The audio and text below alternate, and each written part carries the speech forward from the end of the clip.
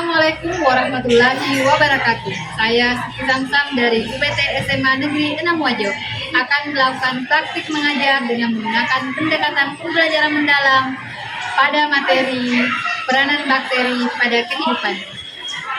Warahmatullahi wabarakatuh. Waalaikumsalam warahmatullahi wabarakatuh. Baik, sebelum memulai kegiatan hari ini, ketua kelas silahkan disiapkan tempatnya, kemudian lanjut baca doa dan kegiatan literasi Al-Quran. Silakan ketua kelas. Dulunya siap gerak. Kita mulai belajar pada pagi hari ini. Mari kita berdoa bersama-sama. Bismillahirrahmanirrahim.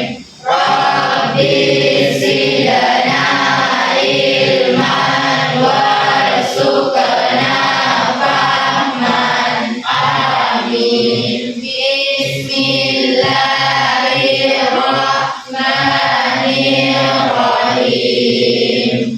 Sibghatallahi wa man ahsanu minallahi sibghah wa nahnu lahu abidun. Qul tus'aluna amma kanu ya'malun. Sayaqulus sufaha'u minan nasi ma wallahum an qiblatihim allati kanu 'alaiha. Selamat pagi semuanya. Baik. Bagaimana kabarnya hari ini? Baik. Ada yang sakit? Tidak ada. Ada, semua sehat ya. Baik. Siapa yang tidak hadir hari ini? Ibrahim. Sakit. Sakit itu. Ibrahim sakit.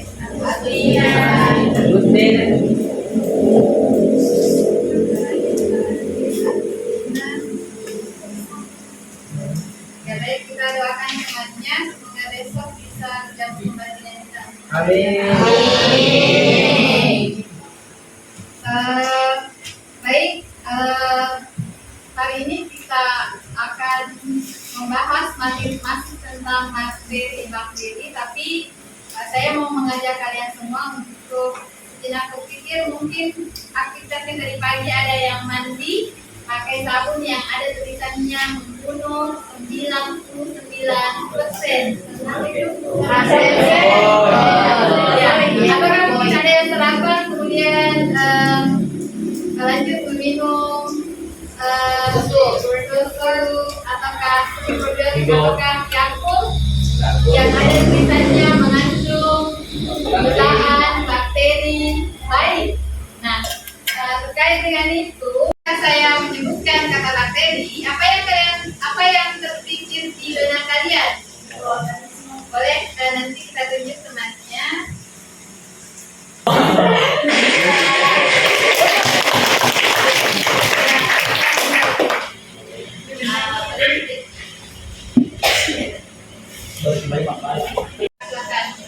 Bakteri adalah prokaryotik yang tidak memiliki membran inti sehingga DNA berada bebas di dalam sitoplasma nukleus.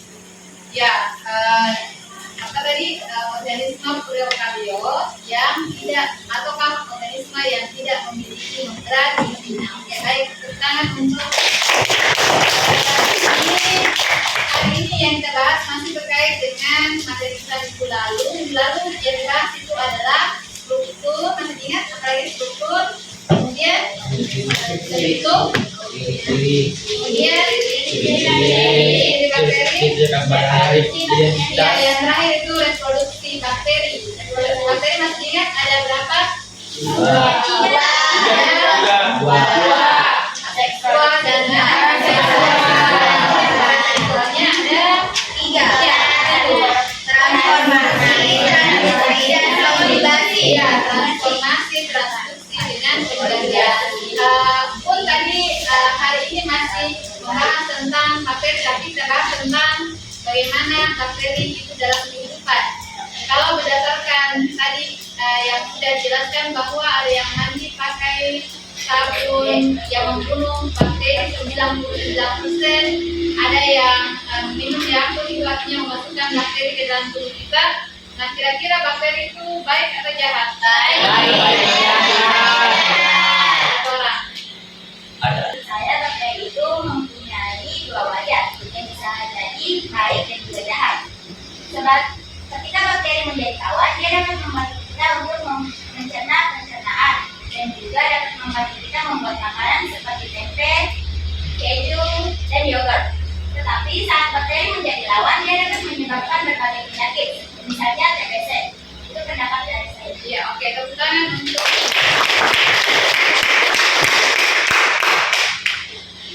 tadi temannya menjelaskan bahwa tidak semua bakteri itu menyebabkan penyakit. Ada yang tadi disebutkan temannya dia bisa digunakan untuk pembuatan apa lagi?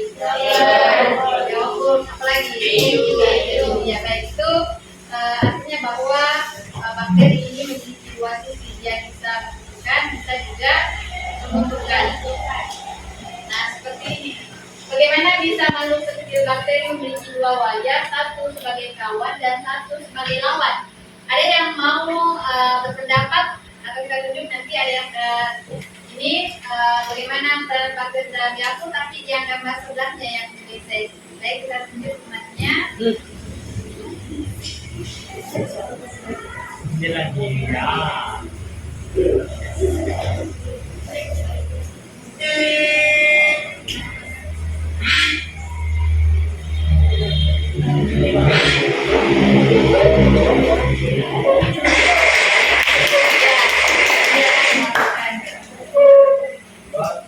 Saya akan menjelaskan mengapa bakteri tersebut dua wajah, jahat dan juga baik. Kemudian bakteri itu menguntungkan kita.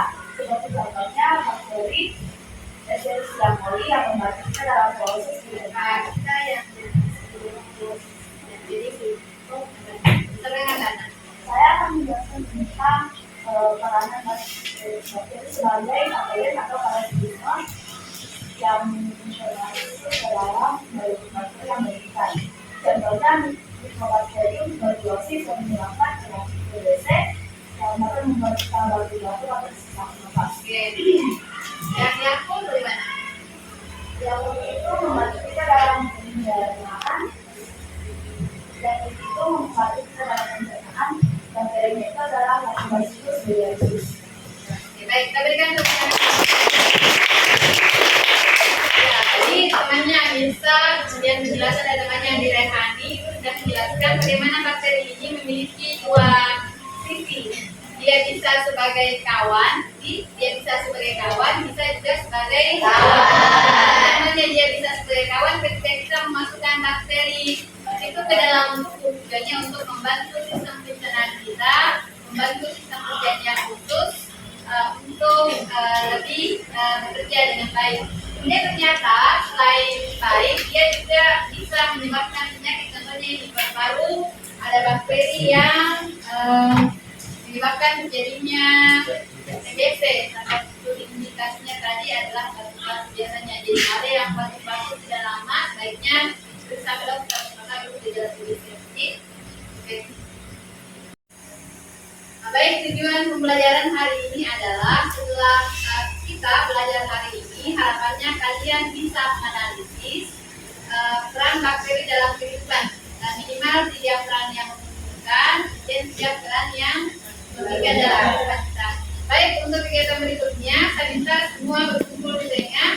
Sebentar, ada pernyataan dilihat di atas. Kalau kalian menganggap itu adalah mitos, boleh tergeser ke sebelah kiri saya. Tapi kalau menganggap pernyataan itu adalah fakta, maka boleh tergeser ke sebelah kanan saya. Baik, dilihat untuk pernyataan pertama. Semua bakteri pasti menyebabkan penyakit. Mitos atau fakta? Mitos.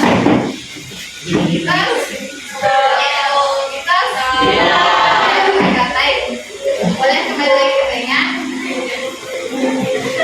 Nah, jadi seperti tadi pembahasan awal temannya sudah dijelaskan, ternyata tidak semua bakteri itu menyebabkan penyakit, tapi ada juga yang menyebabkan. Baik, yang kedua, makanan yang jatuh kurang dari 5 detik aman dari bakteri. Mitos atau fakta? Apa faktanya?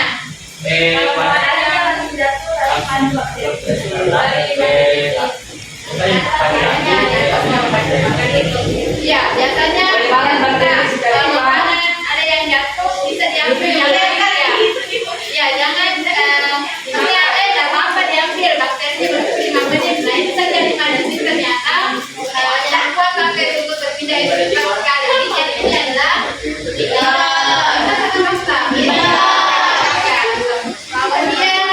berikutnya adalah di dalam tubuh kita jumlah sel bakteri lebih banyak daripada sel manusia. Sekarang kita selalu fakta. Enggak, sel manusia lebih banyak. Mana lebih banyak? Kita satu fakta. Kita satu fakta. Kita satu fakta. Boleh yang hidup di sebelah sini fakta sebelah sini. Dan yang 1, 2, 3. 1, 2, 1, 2, 3. Maka kita semua itu adalah fakta.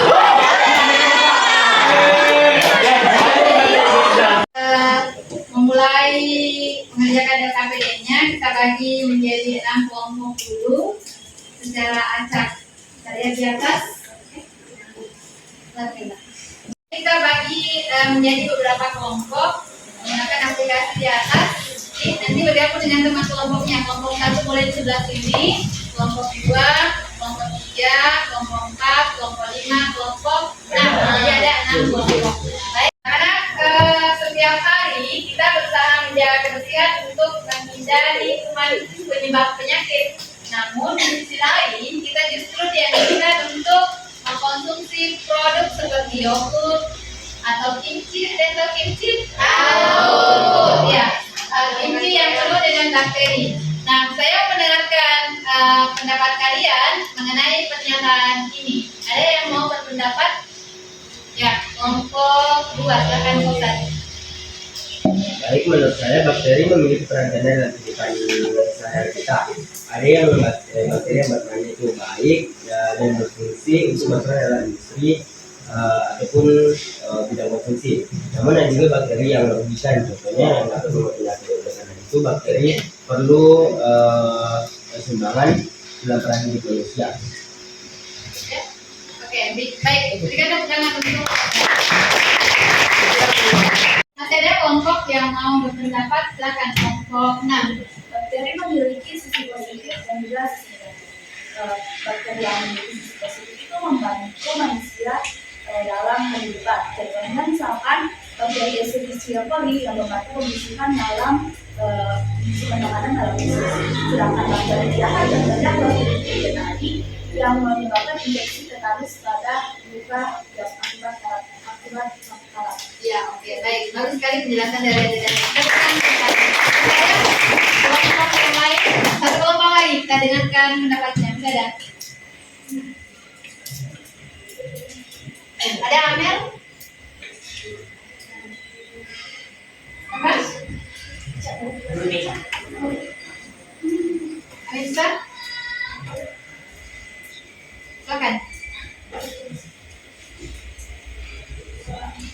Baik, dalam masalah di atas kita berusaha menjaga kebersihan untuk menghindari kuman dan penyakit. Namun kita juga dianjurkan untuk mengonsumsi produk seperti yogurt atau kimchi yang penuh dengan bakteri hidup. Nah, bagaimana cara saya akan menjelaskan paradoks ini.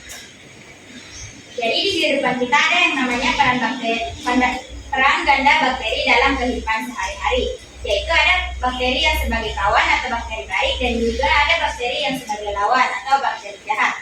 Nah, contohnya bakteri baik itu dapat membantu kita dalam proses pencernaan dan juga membantu manusia dalam industri seperti pembuatan yogurt atau kimchi seperti contoh yang di atas. Dan ada pun juga bakteri yang sebagai lawan atau bakteri jahat itu dapat menyebabkan penyakit atau menyebabkan seperti hama-hama yang terdapat pada pertanian. Sekian dari saya. Ya, baik. Kita berikan tepuk tangan untuk dari penjelasannya Pausan, penjelasannya Andi Rehani, penjelasannya Musa, setidaknya ada gambaran tak sedikit bagaimana bakteri itu dalam kehidupan. Jadi ada dua sisi, dia bisa menguntungkan karena sifatnya bisa menyebabkan penyakit atau parasit. Apa saya bilang? Dia bisa merugikan karena sifatnya sebagai parasit. Kemudian bisa menguntungkan karena bisa membantu pencernaan dalam tubuh, contohnya tadi yang disebutkan Andi Rehani yang dia tuh membantu Escherichia coli untuk membantu proses pembusukan dalam tubuh. Escherichia coli sebenarnya juga punya dua sisi, dia bisa membantu kita untuk membusukkan makanan, tapi juga bisa menyebabkan penyakit diare. Ada yang diare itu yang mencret-mencret. Salah satu penyebabnya itu adalah kelebihan bakteri dalam tubuhnya. Bakteri apa itu? Bakteri Escherichia coli. Ya, oke.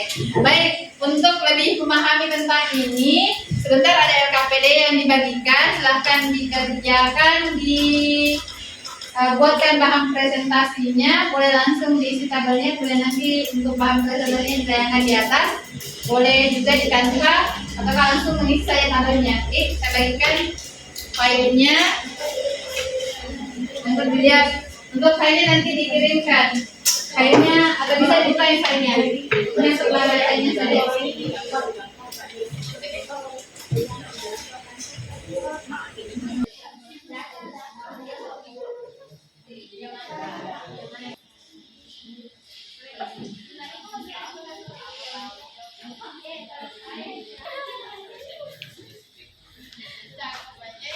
Oh, bisa kita.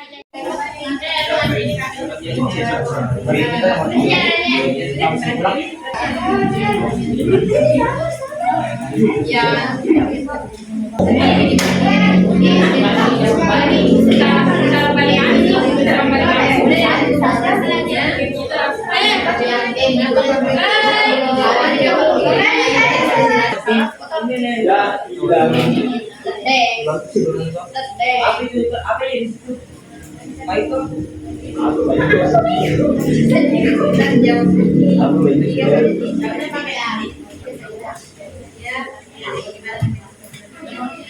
Boleh sih kita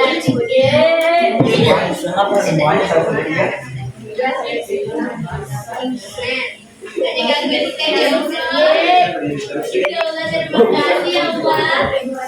gimana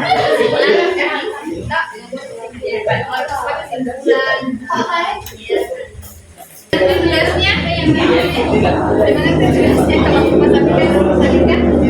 Ya sebentar tugasnya minimal 3 jam kita bantu saja yang tidak baik yang kemudian gimana apa?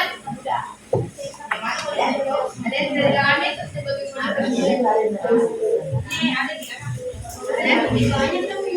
sebentar dijawab satu kan tadi ada di gambaran apa yang berbuat baliknya ada jaraknya. Kemudian kira-kira yang mana lebih banyak, bakteri baik atau bakteri jahat? Terus dimulai sesi presentasi. Silakan berdiri dulu semua. Silakan berdiri semua. Peter, ya silakan berdiri. Andi Rehani, berdiri. Oke, baik. Sebelum memulai sesi presentasi kita lihat sedikit. Kalau saya mengatakan ular, apa yang dijawab? Ular, panjang, cacing, pendek, gajah, besar, semut, kecil. Oke, ular, panjang, cacing, pendek, gajah, besar, semut, kecil. Saya ulang. Ular, panjang, cacing, pendek, gajah, besar, semut, kecil. Nah, sekarang terbalik. Kalau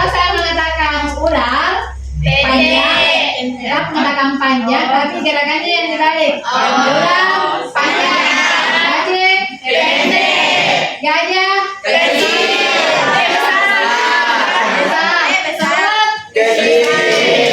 kita ulang. Ular. Ular. Cacing. Ular. Cacing. Gajah.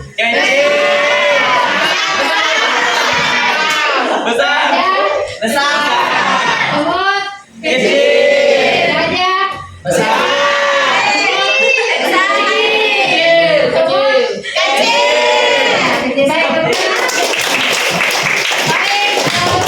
Presentasinya kita silakan untuk kelompok 4. Silakan di atas kelompok 4. Assalamualaikum warahmatullahi wabarakatuh. Waalaikumsalam warahmatullahi wabarakatuh. Baik, kami dari kelompok 4 akan mempresentasikan hasil diskusi kami. Tetapi sebelum itu, saya akan memperkenalkan diri dan teman saya terlebih dahulu. Perkenalkan, nama saya Amirsa Fatimah Zahra. Saya Nisusa Putri. Saya Nur Awal Dusani, saya Nur Hidayah, saya Kirana. Baik, adapun hasil diskusi kami yang pertama mengenai analisis bakteri yang menguntungkan bagi manusia.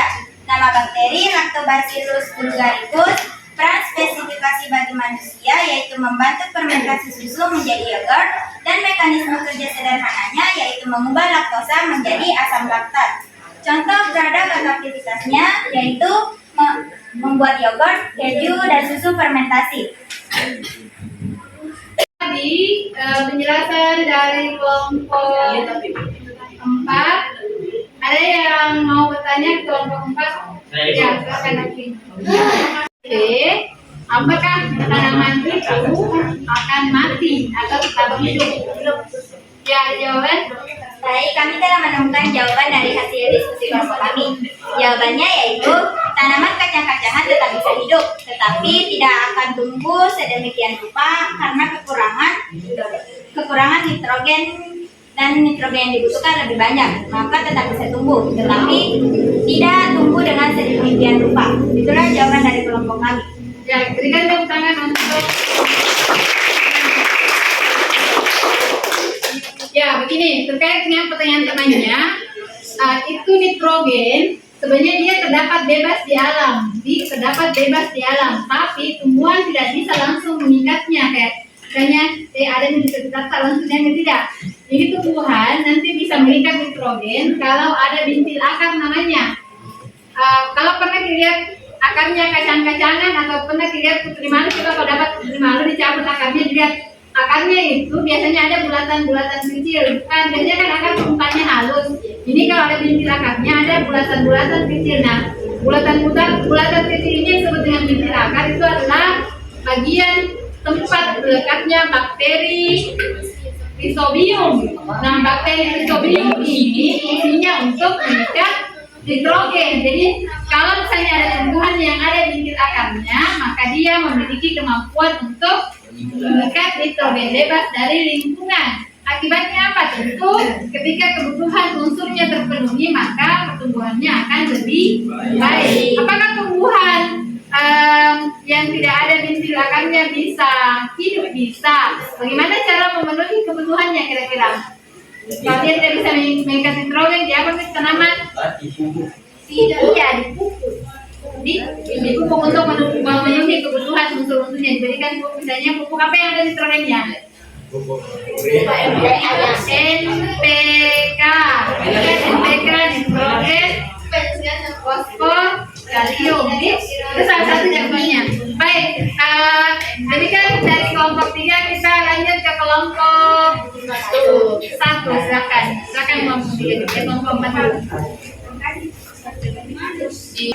Kelompok berikutnya kita dengarkan presentasi dari kelompok 1. Silakan kelompok 1. Assalamualaikum warahmatullahi wabarakatuh. Baik, untuk contoh-contoh dan bakterinya akan dijelaskan oleh teman saya. Sayur tuberkulosis peran spesifik bagi manusia menyebabkan penyakit tuberkulosis atau TBC pada paru-paru. Mekanisme kerjanya menginfeksi sel paru-paru, membentuk tuberkel dan merusak jaringan paru-paru. Contoh penyakitnya tuberkulosis atau TBC. Dan yang kedua, Salmonella typhi menyebabkan demam tifoid, dan mekanisme kerjanya menginfeksi saluran pencernaan, masuk ke aliran darah dan menyebabkan demam tinggi serta komplikasi. Contoh penyakit atau kerugiannya adalah demam tifoid. Kemudian yang ketiga yaitu Clostridium botulinum, yaitu paraspesifik bagi manusia, yaitu menghasilkan toksin botulinum yang menyebabkan botulisme. Kemudian ada mekanisme kerjanya yaitu menghasilkan toksin yang sangat kuat yang menyerang sistem saraf dan menyebabkan kelumpuhan. Kemudian ada pun contoh penyakitnya yaitu botulisme. Baik, mungkin ada dari teman-teman yang ingin bertanya kepada kami. Silakan.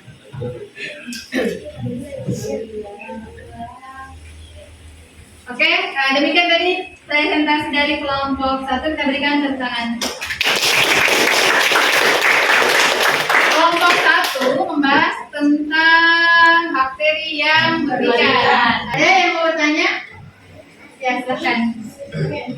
Baik, terima kasih atas kesempatan yang telah diberikan. Saya ingin bertanya, apakah ada bakteri yang memiliki posisi yang makna saya yaitu bakteri tersebut dapat menguntungkan dan dapat merugikan. Terima kasih atas pertanyaannya. Pertanyaannya tadi, apakah ada bakteri yang memiliki posisi yang menguntungkan dan merugikan?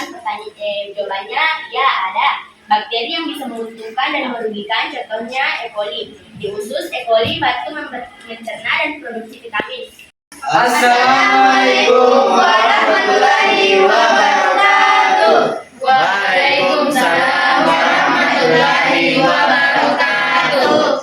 Baik, kami dari kelompok 2 yang akan mempresentasikan diskusi dan kesimpulan dari LKPD yang diberikan oleh Ibu.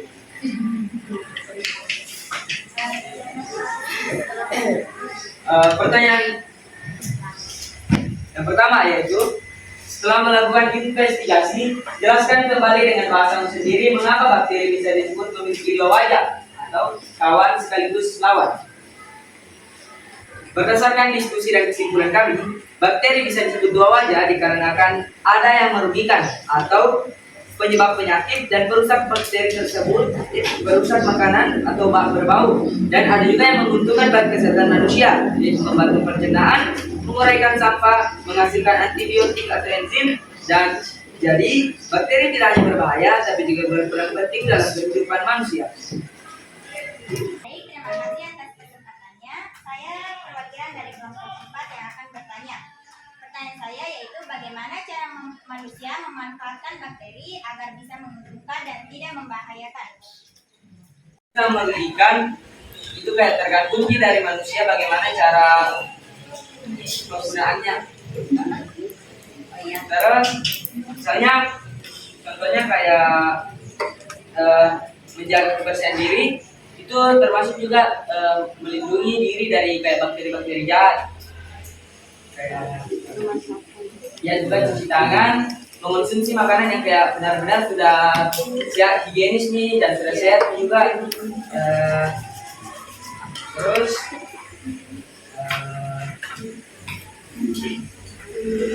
memanfaatkan bakteri dan industri pangan. Ini kayak contoh pembuatan tempe, keju, yogurt, dan yang mengandung bakteri-bakteri baik lainnya. Itulah pertanyaan jawaban dari pertanyaan kami. Oke, kita berikan tepuk tangan. Baik, untuk sesi ini kita cukupkan. Masih ada? Dicukupkan untuk sesi ini. Baik, kita kelompok boleh kembali. Anak-anak, dari kegiatan diskusi tadi yang sudah dilakukan dibahas tentang beberapa peranan bakteri dalam kehidupan, diantaranya ada yang menguntungkan. Ini ada bakteri Rhinothium, ada bakteri Acetobacter, ada Nitrobacter, kemudian ada bakteri yang membantu pencernaan makanan, ada yang membantu dalam proses industri makanan, misalnya nata de coco yang kita makan itu sari kelapa. Nah, itu adalah contoh produk yang melibatkan bakteri. Nama bakterinya Acetobacter pseudomonas. Kemudian ada bakteri penghasil antibiotik, misalnya Streptomyces pyomosus. Kemudian berikutnya, nah ini contoh beberapa contoh produk. Ada ini yang S2, ini kalau makan di S2, kemudian ada sari kelapanya, itu contoh produk bakteri. Kemudian ada bakteri penghasil biogas, ada Methanobacterium. Kemudian yang berperan dalam hidrogen, misalnya ada Thiobacillus. Nah, selain menguntungkan, ternyata juga ada yang merugikannya. Misalnya bakteri yang membusukkan bahan-bahan makanan, kemudian bisa menghasilkan racun. Bakteri yang sifatnya parasit itu bisa menyebabkan penyakit. Misalnya mungkin kemarin ada yang tidak masuk belajar karena diabetes. Nah, itu contoh penyebabnya adalah bakteri. Ada yang bisul, ada yang sakit gigi, itu contoh penyakit yang disebabkan oleh bakteri. Nah, ini ada beberapa contohnya bakteri yang merugikan, tapi secara garis besarnya tadi sudah dijelaskan oleh teman-teman. Baik, untuk kegiatan kita hari ini, siapa yang bisa membuatkan kesimpulan? Ya, silakan kelompok. Nah, silakan. Baiklah, kami akan merefleksikan kegiatan ini atau kesimpulan. Bakteri memiliki peran yang sangat besar dalam kehidupan, baik yang menguntungkan maupun yang merugikan. Namun secara umum, jumlah bakteri yang menguntungkan jauh lebih banyak daripada bakteri yang merugikan. Karena sebagian besar bakteri hidup bebas di lingkungan seperti di tanah, udara, dan air. Yang dimana bakteri-bakteri ini membantu menjaga ekosistem. Contohnya seperti mengikat nitrogen dan memberikan sampah organik. Dan tak hanya itu, sebagian bakteri juga hidup di dalam tubuh manusia dan menguntungkan. Contohnya seperti bakteri Escherichia coli yang berfungsi sebagai membantu pencernaan dan menghasilkan vitamin. Hanya sebagian kecil bakteri yang bersifat patogen atau menimbulkan penyakit. Bakteri baik yang menguntungkan bagi kesehatan dengan menjaga pola hidup sehat, makan makanan bergizi, dan menjaga kebersihan. Contoh bakteri yang menguntungkan adalah Lactobacillus bulgarisus, Rhizobium, dan Escherichia coli. Berperan penting dalam pencernaan, produksi vitamin, fermentasi makanan, serta kesuburan tanah yang mendukung kebutuhan pangan manusia. Sementara bakteri jahat dapat membahayakan dan menyebabkan penyakit bagi tubuh kita. Bakteri yang merugikan seperti Clostridium tetani dan Salmonella typhi yang menghasilkan racun atau menyerang jaringan tubuh sehingga menyebabkan penyakit serius. Dari pembelajaran ini, kita dapat mengurangi risiko penyakit sekaligus meningkatkan manfaat bakteri baik. Maka dari itu, kita harus menjaga keseimbangan antara bakteri baik dengan bakteri jahat bagi kesehatan. Sekian kesimpulan dari kelompok kami. Terima kasih. Assalamualaikum warahmatullahi wabarakatuh.